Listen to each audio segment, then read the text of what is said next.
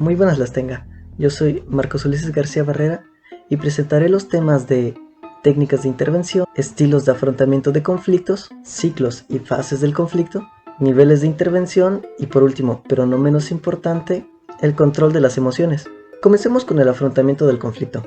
Como sabemos, el conflicto es algo usual en nuestra vida cotidiana y tener que lidiar con ellos es cansado y muchas veces uno elegirá evitar dichos conflictos, ya que no presentan una carga importante en nuestro día a día. Sin embargo, en ocasiones nos encontramos con conflictos que son difíciles de deslindar, y para ello debemos tomar en cuenta los 4 tipos de manejo de conflicto, los cuales son procesos para manejar el conflicto entre 2 o más partes, con un objetivo a minimizar los elementos negativos de la problemática. Tenemos como primer estilo de afrontamiento al controlador, usualmente representado como un tiburón, como se ve en la imagen. Son aquellos que compiten, son asertivos, no cooperan y están dispuestos a perseguir sus propias preocupaciones a expensas de otra persona. El Dr. Benoliel explica que usar este estilo funciona cuando no te importa la relación, pero el resultado es el importante, como cuando una empresa compite contra otra por un nuevo cliente. Sin embargo, el doctor advierte que no debe utilizarse la competencia dentro de una organización, porque ésta no construirá relaciones. Por otra parte, tenemos al evitador, que como su nombre lo dice, son aquellos que prefieren evitar el conflicto. Tienden a ser inseguros y poco cooperativos mientras eluden diplomáticamente el problema, o simplemente se retiran de una situación amenazante. Y se recomienda utilizar este cuando es más seguro posponer la situación, o cuando no se tiene una preocupación tan grande sobre el resultado. Y tal y como lo vemos, es usualmente representado como una tortuga. Al contrario del estilo competidor, hay un elemento de autosacrificio que se acomoda para satisfacer a las necesidades de otra persona. Si bien puede parecer generoso, puede aprovecharse de los débiles y causar resentimiento entre otras personas. Se puede utilizar la complacencia cuando realmente no importa mucho el resultado, pero se quiere preservar y construir una relación. Y, según el Dr. Benoliel, como salir a comer con un jefe y acordar si quiere ir por comida tailandesa, que en lo personal no importa. Y un osito de peluche es su representación gráfica. Posteriormente tenemos una combinación entre la asertividad y la cooperación. Aquellos que colaboran intentan trabajar juntos para poder llegar a una solución que satisfaga plenamente las preocupaciones de todos. En este estilo, que es lo opuesto a evitar, ambas partes pueden conseguir lo que quieren y se minimizan los sentimientos negativos. La colaboración funciona mucho mejor cuando la relación a largo plazo y el resultado son muy importantes. Por ejemplo, planificar la integración de 2 apartamentos en uno solo, donde se desea lo mejor de ambos en el departamento recién formado. Según el Dr. Benoliel, en el conflicto podemos encontrar 5 etapas, las cuales son la oposición o incompatibilidad potencial, la cognición y personalización, las intenciones, la conducta y los resultados.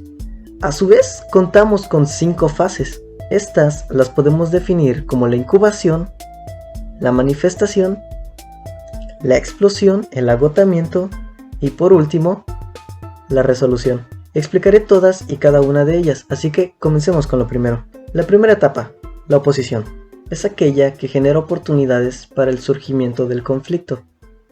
No necesariamente conducen al conflicto directamente, pero generan elementos que pueden influir en la creación de un conflicto. Y a su vez, la primera fase, la incubación, está estrechamente relacionada a la primera etapa, ya que en esta fase, pese a no manifestarse un conflicto, este se encuentra ahí y se van acumulando elementos que detonan en un conflicto posteriormente. Continuamos con la segunda etapa, la cual es conocida como la cognición y personalización, que se puede definir como la etapa de evolución del conflicto, ya que cuando los sujetos se dan cuenta que en la primera etapa están siendo afectados, proceden a ser conscientes de que el conflicto se está generando. Su segunda fase viene siendo la manifestación. No es la aparición del conflicto en sí, pero se pueden observar elementos que indican el inicio de un conflicto tal cual y lo conocemos. Pistas, palabras claves Cualquier tipo de indicio que indica la aproximación de un conflicto ocurre en esta fase. La tercera etapa, las intenciones, es aquella donde la percepción de los sujetos se ve afectada, por lo que su deseo interfiere con sus emociones y sus decisiones. Usualmente aumenta el conflicto debido a las distintas perspectivas de ambas partes. La tercera fase es más problemática. Es la detonación del conflicto. La presencia de este debido a los ideales disonantes de cada parte. Y no hay más que decir, es eso, la explosión del conflicto. La cuarta etapa es lo que una persona piensa usualmente cuando se habla de una situación de conflicto. Es llamada la etapa del comportamiento. Y, tal cual como su nombre lo indica, son las acciones que toma el sujeto ante la presencia del conflicto. Este es visible tanto por ellos mismos como por otras personas ajenas al conflicto, y suelen continuar hasta ser intensos enfrentamientos entre ambas partes. La cuarta fase es un agotamiento, un cansancio del conflicto, lo suficiente como para no intentar solucionarlo, y dejarlo pendiente con una respuesta supuestamente encontrada. Se puede evitar esta fase y pasar directamente a la resolución si se tiene un control de la situación. La última etapa es conocida como los resultados, las consecuencias de haber tratado el conflicto de manera apropiada o de manera no apropiada. Se puede mostrar una mejoría entre los integrantes del evento, así como se puede observar un empeoramiento en la situación. Y podemos dividir los resultados como funcionales y disfuncionales. Los resultados funcionales muestran una resolución constructiva con resultados de mejor calidad.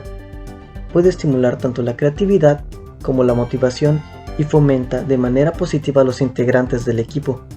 Los resultados disfuncionales son una respuesta negativa a la situación. Alienta el descontento de los sujetos y provoca una disolución de los vínculos que mantenían los integrantes, provocando así una destrucción grupal. La última fase tiene una definición más simple, es llamada resolución, y esto es debido porque es cuando se consigue la mejor opción para resolver un conflicto. Ambos sujetos muestran interés en la respuesta ante el conflicto, estando de acuerdo en que a ambos les beneficiará. Continuamos con la percepción emocional, la cual se refiere a la capacidad de percibir, controlar y evaluar las emociones. Algunos investigadores sugieren que la percepción emocional se puede aprender e incluso fortalecer, mientras que otros afirman que esto es una característica innata. La capacidad de expresar y controlar emociones es esencial, pero también lo es la capacidad de comprender, interpretar y responder a las emociones de los demás. Imagina un mundo donde no puedes entender cuando un amigo se sienta triste, cuando algún compañero de trabajo esté enojado. Los psicólogos se refieren a esta capacidad como inteligencia emocional, y algunos expertos sugieren que puede ser más importante incluso que el coeficiente intelectual en los aspectos generales de la vida, ya que la capacidad de experimentar y expresar emociones es mucho más importante de lo que uno imagina. Contamos con niveles de intervención ante la problemática. Para ello es necesaria la intervención de un mediador, que proporcione un soporte para los sujetos relacionados al conflicto. Lo primero que se debe hacer es la preparación para la mediación, que es la adecuación de un ambiente en donde se desarrolla la ayuda ante un conflicto desatado. Se recomiendan lugares de descanso, neutros, donde la distancia juega un papel muy importante en la posterior relación de los sujetos. Adicionalmente, se cuentan las reglas del juego y se comienza una presentación por parte del mediador. Se definirán roles y se explicará el proceso de lo que está a punto de ocurrir, así como la responsabilidad que recae en los miembros de dicho conflicto. En la siguiente fase, el mediador se encarga de la recopilación de información respecto a los sujetos y el conflicto que toma lugar actualmente. Ambas partes contarán su perspectiva y el mediador escuchará atentamente con imparcialidad, anotará los temas centrales y se cerciorará que no deje cabos sueltos respecto a la información otorgada. La cuarta fase, la aclaración, es la rectificación de la información otorgada en la fase anterior, sin necesidad de cuestionar a los sujetos que se les plantean ambas perspectivas, y realizar avistamientos relacionados a la visión de cada uno, para poder distinguir si se trata de un comportamiento o de una intención. Y también se intenta llegar a un acuerdo en donde los sujetos bajen sus posiciones, sus intereses y sus necesidades. La propuesta de soluciones es tal y como su nombre lo indica. el planteamiento de posibles respuestas que ayuda a tener un resultado realista, imparcial y en acción a eso ayuda a reforzar la creatividad y la cantidad. Y por último, el acuerdo. Es aquella fase donde el mediador junto con los sujetos llegan a la definición clara del acuerdo seleccionado. Quién, qué, cómo, cuándo y dónde lo hará. De una forma en que ninguno pierda o gane más, redactado por escrito y firmado por los sujetos para que sea justo para todos. Como respuesta seleccionada a una situación dada, las emociones juegan un papel importante en las reacciones. Cuando estás en sintonía con ellos, tienes acceso a conocimientos importantes que te ayudan con la toma de decisiones, el éxito de la relación, interacciones del día a día y el autocuidado. Si bien las emociones pueden tener un papel importante en tu vida diaria, pueden afectar su salud emocional y sus relaciones interpersonales cuando comienzan a sentirse fuera de control. Por ello es necesario para nosotros saber el cómo controlar nuestras emociones y no perder el control ante una situación. En primer lugar, debemos recordar nuestras virtudes, reafirmar nuestros puntos fuertes, para de esta manera poder controlar nuestro sentir reduciendo significativamente el lado negativo de la causa de nuestro resentimiento. Posteriormente debemos distraer nuestra atención de lo ocurrido. Esto ayudará a controlar mejor nuestras emociones bloqueando aquello que nos desorienta, siendo muy efectivo incluso en momentos de situaciones intensas que pueden afectarnos en más de una forma. También debemos tomar en cuenta nuestro futuro más cercano. Enfocarnos en aquello que nuestras acciones provocarían nos ayuda a tener una mejor claridad en la toma de decisiones, para así evitar un futuro discordante. También debemos considerar la meditación más seguido, ya que se ha demostrado que con ella podemos evitar pensamientos negativos repetitivos a largo plazo, ayudándonos claro con nuestra percepción. Podemos tomar un descanso de la situación si lo amerita, para posteriormente retomar el estado en el que nos encontrábamos y con mayor claridad resolver dicha problemática con mayor fuerza y audacia.